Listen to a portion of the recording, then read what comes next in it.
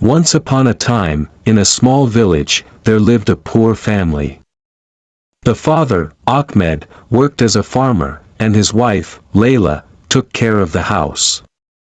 They had 3 children, a son named Ali and 2 daughters, Zainab and Amina.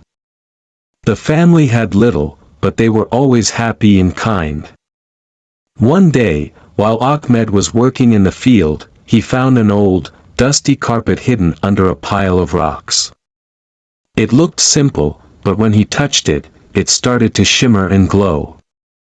Surprised, he took it home. That night, when Ali stepped on the carpet, it magically rose into the air. "Wow!" he exclaimed, flying over the house and the fields. He realized the carpet could fly. Excited, he showed it to his family. They were amazed and filled with joy. The family soon became famous in the village. People came to see the flying carpet, and some even offered to buy it. But Ahmed, remembering the family's struggles, decided not to sell it. He knew the carpet was a gift, and he wanted to use it for good. One day, a greedy merchant from a distant town heard about the flying carpet.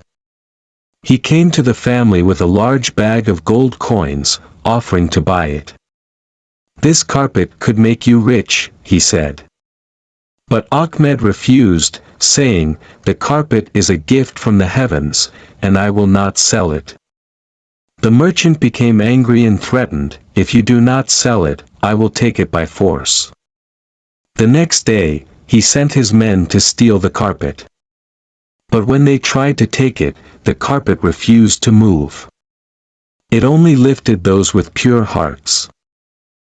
The merchant was left standing with empty hands, while Ahmed and his family kept the magic carpet. They continued to live humbly, using the carpet to help others, bringing food to those in need, and lifting the spirits of the village. Greed can never take away the true value of kindness and generosity.